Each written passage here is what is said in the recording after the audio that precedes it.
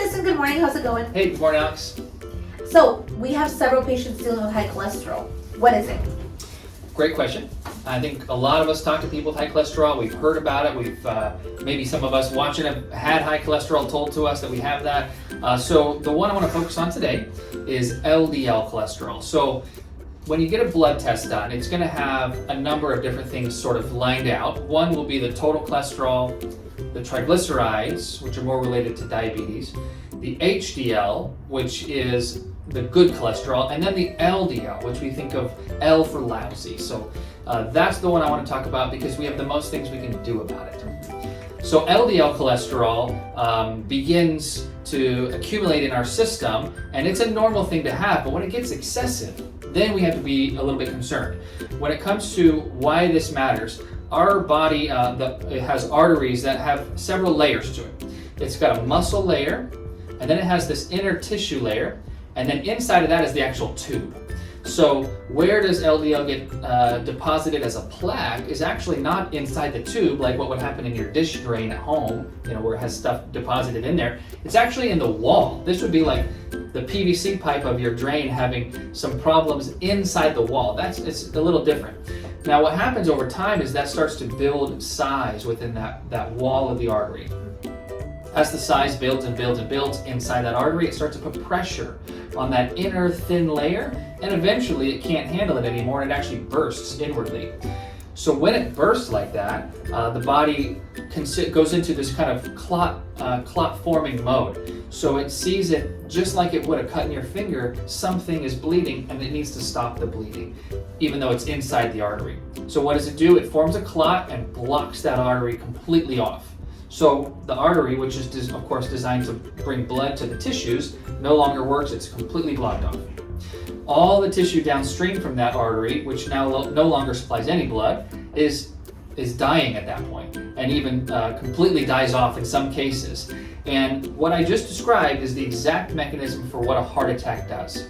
A heart attack is from plaque buildup in the wall of the artery. It ruptures, it clots, and the tissue downstream dies from that.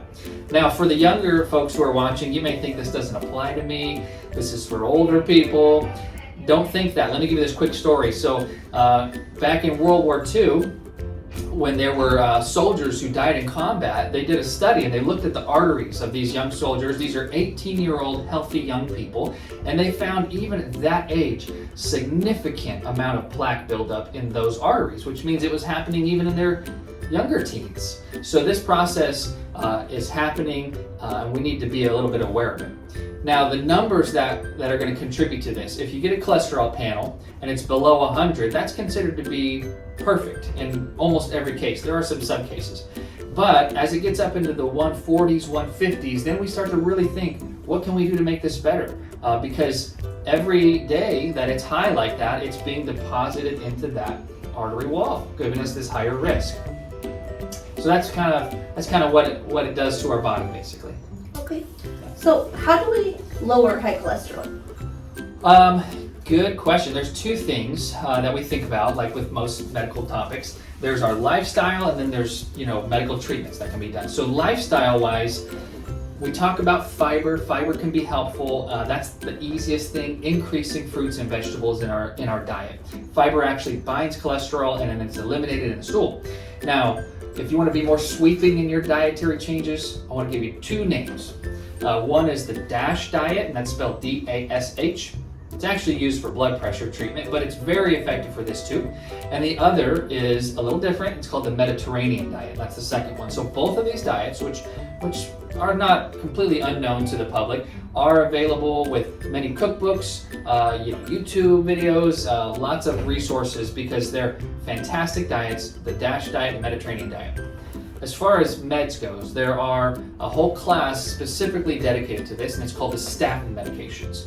So those medications are very, very effective, and they have literally one goal, and that's to lower the LDL cholesterol, and they do it really, really well. So those are medications you take once a day, and they're generally really well tolerated, with the vast majority having no symptoms whatsoever. It gets kind of a bad rap online. People kind of sensationalize things, but in my experience, very well tolerated across the board. Okay. Well, thank you so much for the helpful information, Dustin. Okay, We'll see you thanks, next Alex. time. Bye. See ya.